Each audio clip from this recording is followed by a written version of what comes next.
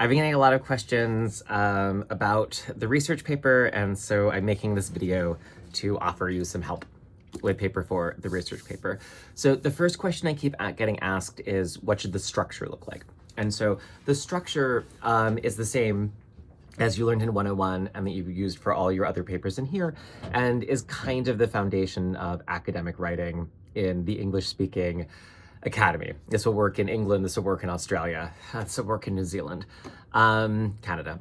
So you start with an introductory paragraph. That's the introduction says why the topic is important, and then it ends with your thesis, right? This is the argument that you're going to be proving. This is the statement you're going to persuade your reader is true. Then you have body paragraphs. Each of those body paragraphs begins with a topic sentence, and that topic sentence supports the main thesis.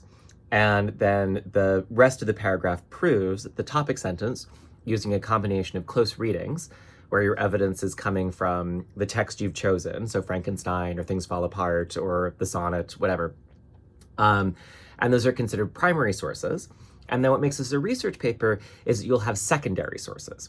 So some of that evidence will now be coming from the research article or articles that you found in JSTOR. And those secondary sources are now part of the evidence for your argument. And the evidence goes in the body paragraphs, supporting the topic sentences that support the main thesis. At the end, in the conclusion, you restate your thesis, and now that your reader agrees with you, you explain to the reader how they're going to think or behave differently now that they agree with your thesis. Okay, so that is the structure, and that is not different for any of the papers in this class. What is different is this time you will have secondary sources because it's no longer just close readings. It's not just primary sources. You do have increasing autonomy. So one of the reasons that this paper feels very open-ended when the other papers felt very controlled is because it is.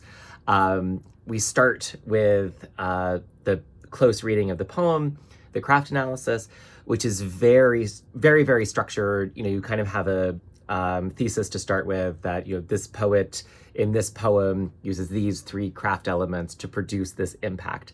That is sort of the most controlled and tightly structured thesis, and then it continues to open up. So in this particular paper, in paper 4, you now have a significant amount of autonomy and self-control and decision, and you are deciding what secondary sources to use. So if it feels like too much freedom, I get it. That's all. It is. You've been working towards this freedom. The second thing is that the research that you find in JSTOR will often be different than what you're used to in terms of how it discusses the literature. And we've talked about this a little bit before, but I'll say it again. In K through 12 reading skills, we are typically identifying the good guys, identifying the bad guys, saying how the good guys should be rewarded and what they did that's good, saying how the bad guys should be punished and what they did that's bad, and asking what you would do if you were in this situation. And this is a very natural way to read. And again, I'm not asking you to forget about this way of reading, but it's not college level, right? That in college level, we're doing an analysis of the representations in the text. We're looking at an archive of cultural thinking. So Okonkwo is the bad guy who shouldn't hit his wife, is a K through 12 approach. What we are looking at are things along the lines of, why is Chinua Achebe using the novel, a Western form in which a single protagonist undergoes a series of experiences that lead to personal growth and development and reveal the character through action? Why is Chinua Achebe using this Western form of the novel to represent the Igbo civilization when the characters in the Igbo civilization would not have recognized the novel as a story, right? That Okonkwo does have stories, there are fables, there are histories, there are, you know, wars. But, you know, so if you're looking into the research databases, an article about Chinua Achebe's use of the novel form to bring the Igbo civilization to a Western reader and a Nigerian reader Right, that gets us past the K through 12. Like, yes, Aquaco was bad and shouldn't be hitting women, but again, like these are much larger arguments about, or more sophisticated arguments about the nature of fiction or poetry itself. And again, like with Frankenstein, if what you're interested in is parenting in Frankenstein, the kind of like Victor is bad because he abandoned his monster, and if I made a monster, I would raise it properly, is great.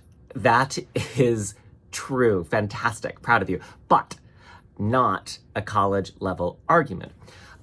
So if you're looking for parenting and Frankenstein and Mary Shelley, what you would be likely to find is the ways that Mary Shelley's experiences showed up in the novel, like both her relationship to her father Godwin and her mother Wollstonecraft, and her relationship to her stillborn children.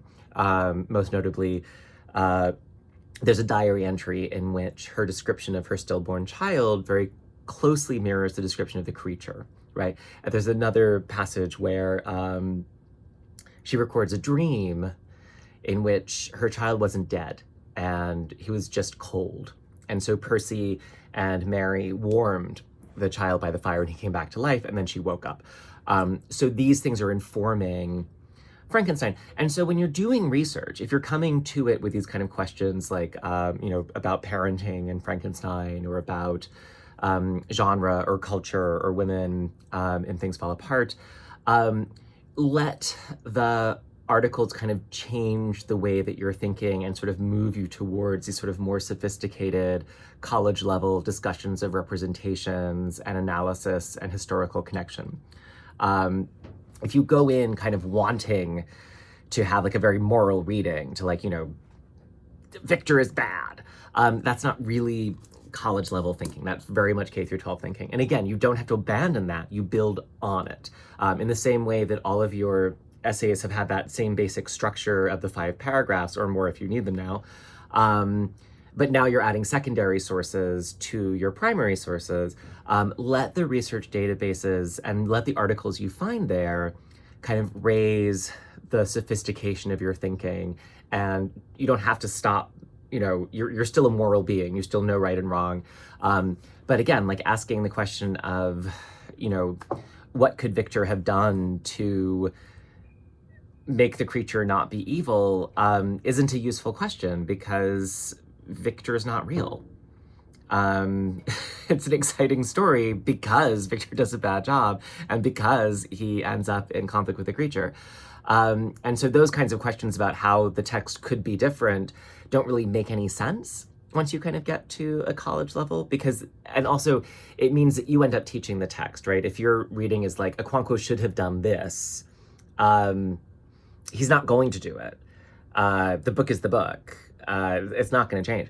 And so what happens is if you stick, too closely to these K through 12 reading methods, you can't learn from the text. You can only tell the text what it should have done and why it was bad. And you're right, that's useless. But if you start, using the databases and the articles to kind of let you sort of move into these more sophisticated arguments, that will also shape your thinking. And that will kind of push you into this new space of the more analytical and away from the kind of judgmental. I really do want you to go in through JSTOR. If you go in through AI or if you go in through Google, you're going to have problems. Both of them will put you behind paywalls. If you actually find something useful, you'll have to buy it. Whereas if you go in through JSTOR, you can just set the parameters so that everything you find is available to you. AI is very likely to make things up. If you end up putting something that IA hallucinates into your paper, you are responsible for it. And that's a form of academic dishonesty, and that can get you in very, very serious trouble. If you go in through Google, you're likely to find a lot of things that are plagiarized, and you're likely to find a lot of things at the K through 12 level. You'll find very judgmental things, and they're just not sophisticated enough to be considered college work. They tend to be these very judgmental K through 12 analyses that aren't what we're doing here. So I hope, I did want to tell one more story. So I know I'm at 10 minutes, but I'm going to take you till 12. Many years ago, when I was working in the Writing Center, someone came in and they had the assignment from the professor and they wanted to know how to answer the question.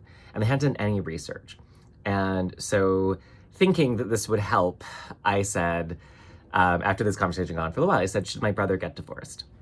And the student was shocked. And I thought that the next thing the student would say is, I don't know your brother. I thought he would say, tell me about their marriage, and that I could sort of explain research to him. And instead he said, yes. I was like, really? Like, you've never met my brother. You think he should get divorced? And the student said, no, he shouldn't. And I was like, and obviously one of these answers is correct, right? Like if all we really want is a correct answer, like one of them must be true. But the point was the student wasn't thinking in terms of, do I have enough information to make an argument? If I ask you if my brother should get divorced, you need to talk to my brother. You need to talk to his wife. She's lovely, by the way. They should not get divorced. They're a wonderful couple. But a lot of times we come into our papers wanting to have this answer right away. We want like a really strong thesis right now. And it's really important to kind of stay with the information first, right? Like in the same way that you can't decide if a relationship is good or bad without talking to everyone involved and kind of knowing what's going on, you can't really start your thesis for a paper until you have some background. And so don't kind of rush to, what's a good thesis? Like, is this a good thesis? Spend some time with the article and then kind of figure out what it is you think. Because ultimately the thesis should be what you think is true, right? We often lose sight of that. We're like, how do I get an A? The thesis should be what you think is true.